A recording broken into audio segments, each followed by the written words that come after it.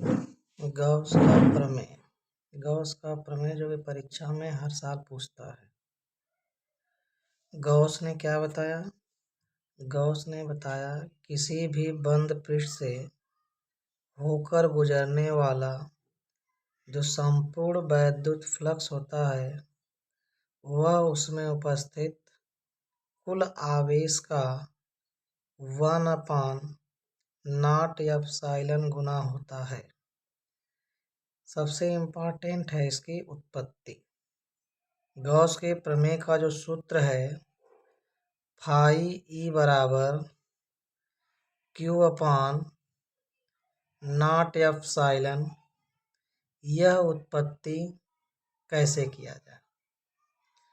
इसके लिए सबसे पहले हम लोग एक बिंदु आवेश प्लस Q लेते हैं। एक बिंदु आवेश प्लस Q लेते हैं जो किसी बंद पृष्ठ के भीतर स्थित है। जो किसी बंद पृष्ठ के भीतर स्थित है। पृष्ठ से इसकी दूरी हम स्मॉल r लेते हैं और पृष्ठ पर एक लघुखंड लेते हैं।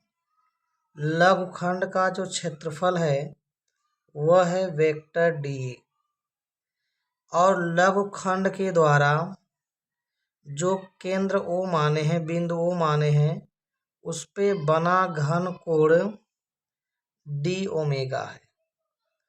तो गॉस के नियम के अनुसार सिद्ध करना है कि वैद्युत फ्लक्स का मान Q/0 एप्सिलॉन होगा।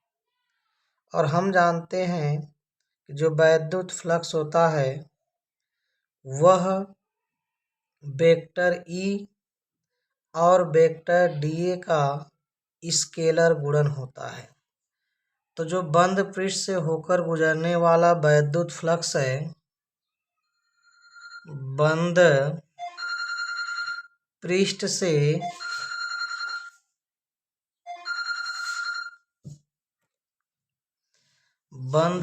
से होकर गुजरने वाला वैद्युत फ्लक्स फाई ई बराबर, तो हम लोग निकालेंगे पहले लघुखंड। जो लघुखंड dA है, dA से होकर गुजरने वाला वैद्युत फ्लक्स, तो d फाई ई बराबर होगा vector E into vector dA। तो d फाई ई का मान होता है vector E dA। Vector E dA का मान होता है E dA cos theta. E dA cos theta. अब जो E है वह Q के कारण P पर तीव्रता है प्लस Q के कारण बिंदु P पर तीव्रता। E बराबर होगा 1/4 पाई एप्सिलॉन नॉट Q/R का स्क्वायर। अब हम इस मान को यहाँ रख देते हैं। तो d फाई ई बराबर होता है 1/4 पाई epsilon not Q/R square dA cos theta. dA cos theta upon R square को हम d ओमेगा लिख सकते हैं। तो d फाई ई बराबर यह होता है घन कोण 1/4 पाई epsilon not Q into d omega होगा। अब निकालेंगे संपूर्ण बंद पृष्ठ से होकर गुजरने वाला वैद्युत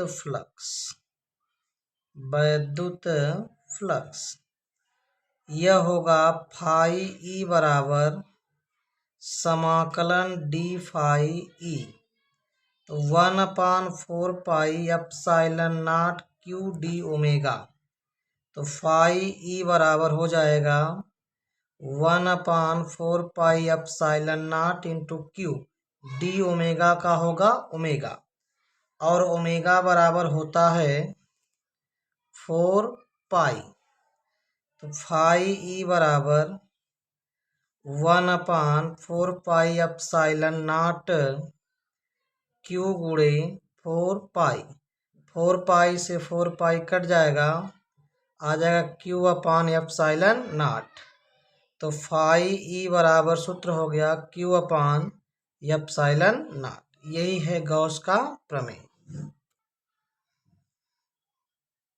इसमें अगला प्रश्न पूछता है, जो कि ये भी परीक्षा में कई बार आया है, अनंत लंबाई के एक समान रूप से आवेशित तार के निकट वैद्युत क्षेत्र की तीव्रता।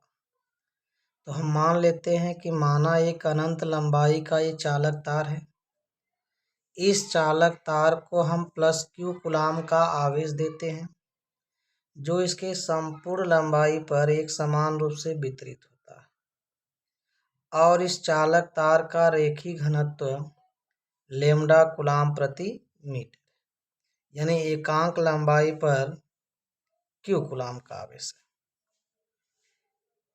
अब इसके निकट हमें वैद्युत क्षेत्र की तीव्रता की गणना करनी है, तो इस चालक तार के निकट स्मॉल आर दूरी पर एक बिंदु P लेते हैं।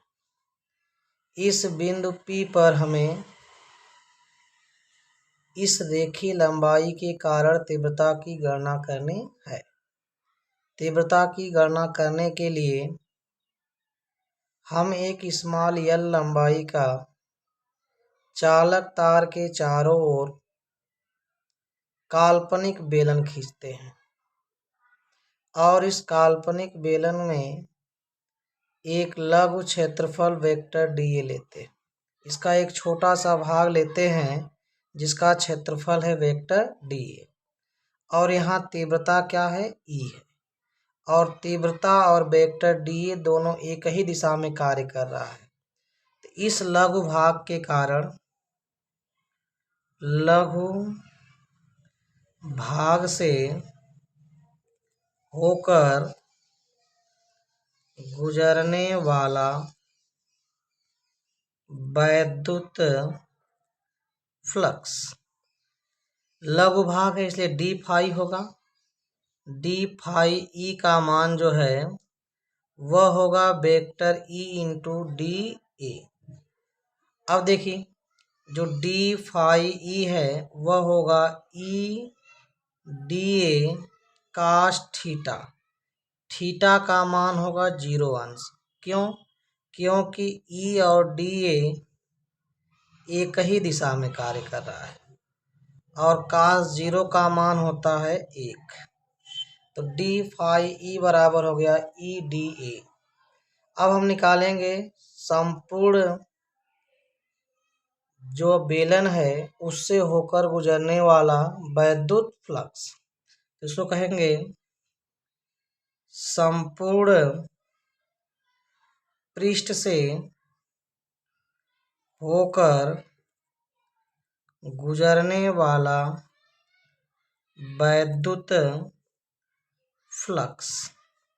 तो संपूर्ण मान होगा फाई ई बराबर समाकलन डी फाई ई, तो फाई ई बराबर होगा समाकलन वेक्टर ई डी ए का मान है ई डी ए, तो ई डी ए समाकलन करेंगे तो होगा ई ए।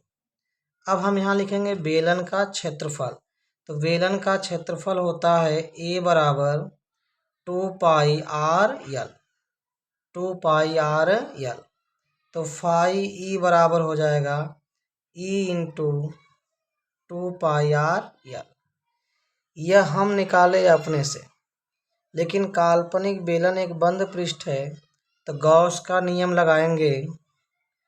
तो गॉस के नियम से फाई ई बराबर होगा क्यू अपान एप्सिलॉन नॉट। ये दोनों ही मान वैद्युत फ्लक्स है, इसलिए दोनों का मान बराबर होगा। तो ई बराबर ई इंटू करिए 2 पाई आर एल बराबर क्यू अपान एप्सिलॉन नॉट, और क्यू बराबर होगा लेमडा इंटू यल। क्यू बराबर होगा लेमडा इंटू यल। तो e into 2 pi r L बराबर lambda L upon epsilon naught. L से यल कट गया, ई बराबर होगा 1 upon 2 pi epsilon naught lambda upon r. अगर 2 से गुणा कर देंगे तो यह हो जाएगा 4 pi epsilon naught 2 lambda upon r. यही है अनंत लंबाई के कारण उसके निकट वैद्युत क्षेत्र की तीव्रता।